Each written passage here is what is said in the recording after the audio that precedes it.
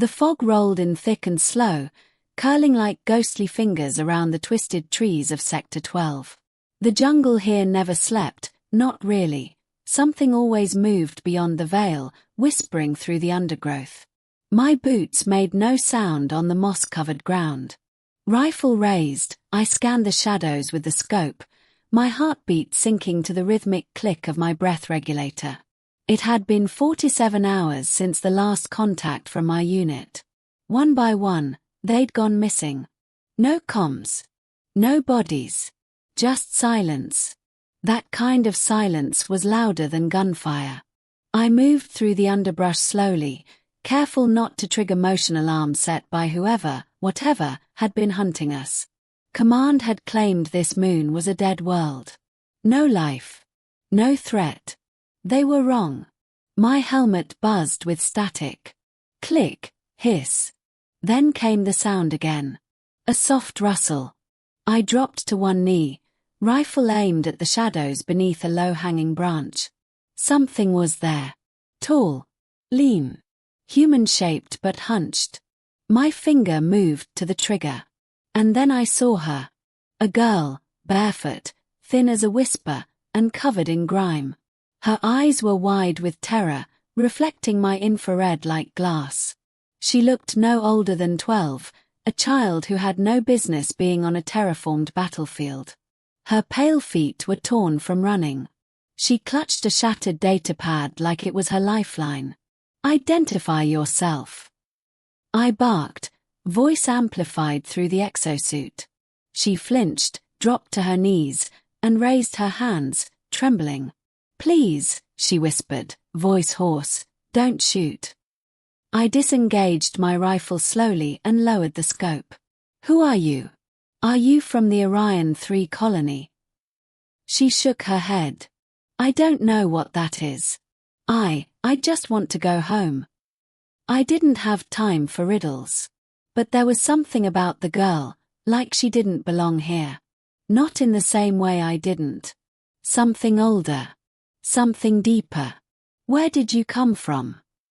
I asked, stepping closer. She backed away. You're not safe out here, I tried to reassure, kneeling to seem less threatening. There's something hunting soldiers, did you see it? Tears welled in her eyes, and she pointed back the way she came. It has no face. It whispers when you sleep. It wears your voice, it wears your voice. I felt the air chill despite the humidity. All right, I said softly. You can stay behind me. We'll move together. She nodded and shuffled forward. Her hand reached out, trembling, until it found my glove. I let her hold on. The journey back to the dropship wreckage took longer than it should have. The terrain seemed altered, as if the very forest rearranged itself behind our backs. I left markers, infrabeacons, broken branches, scorch marks, but every time I looked back, they were gone. She didn't speak much, except to hum under her breath. It was the same haunting melody over and over. A lullaby, maybe. Alien. Beautiful. And every now and then, she'd glance into the trees and mutter, "It's watching us." I started to believe her. By nightfall, we found a collapsed relay tower. I sealed the area and activated a static perimeter. It wasn't much, but it would give us warning. She sat on the cold metal floor, hugging her knees. I offered her a ration bar. She sniffed it and turned away.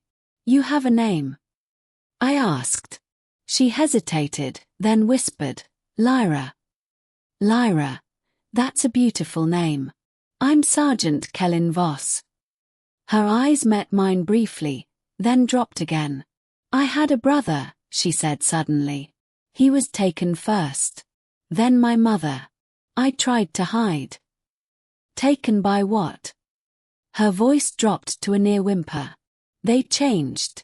Their eyes went black. They smiled too much. And then they weren't them anymore. I swallowed hard. This wasn't just a creature. It was something far worse. Something that could mimic. It explained the missing soldiers. The false radio calls. The eerie, familiar voices in the night. Go to sleep, Lyra, I said, patting her shoulder gently. I'll keep watch. Around 0300 hours, I heard movement. Not from the jungle. From inside the sealed perimeter. My rifle was already in my hands. Lyra, I whispered. Stay behind me. But she was gone. My chest tightened. I scanned with my thermal, nothing. Then a voice echoed from the dark. Kellen, help me. It was Lyra's voice. I spun toward the source, eyes wide. She stood just outside the beacon ring, face pale, mouth open, but no breath missed in the cold. My heart sank. That wasn't Lyra. Then a hand tugged my sleeve. I turned. The real Lyra was crouched beside me, eyes wide. Don't look at it, she whispered. It copies what you remember. But it doesn't understand feeling. My finger curled on the trigger. The copy smiled. Too wide. Too still. Then it spoke in a chorus of voices, my own. My mother's. My captain's. Open the gate. Kellen. We're all waiting for you. I fired. The thing screeched like metal shearing through bone, its form unraveling like smoke and light. It leapt into the trees and vanished, leaving behind a foul smell, rot and ozone. Lyra clung to my arm, sobbing. We ran at dawn. The jungle pulsed with a strange awareness now, as if the veil had been torn and the forest saw us clearly. I carried Lyra when her feet began to bleed again, and she buried her face in my shoulder. I used to live in the old station, she whispered. Before the rift opened. What rift? She pointed ahead. It wasn't on any map, but I saw it, where the forest dipped unnaturally and light bent at impossible angles. A tear in space. Like a wound. They said it would fix the planet, she murmured. Terraform faster. Grow life. But it didn't just grow our life. It grew everything else, too. Things that shouldn't be. We reached the edge of the rift. My evac beacon blinked green. Extraction was near. I turned to her. We can leave. There's a ship. I can get you off-world. She smiled weakly. I can't go. What? I'm not, from out there. I was born in the rift. My family found me here. They tried to raise me human. But I'm not. That thing, it's looking for me. To take me back. No, I said, gripping her shoulder. You're coming with me. She shook her head.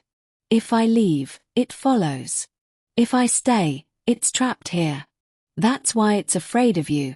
It can't mimic you. You're too real. I stared at her, heart pounding. There's another way. We fight it. We all fight.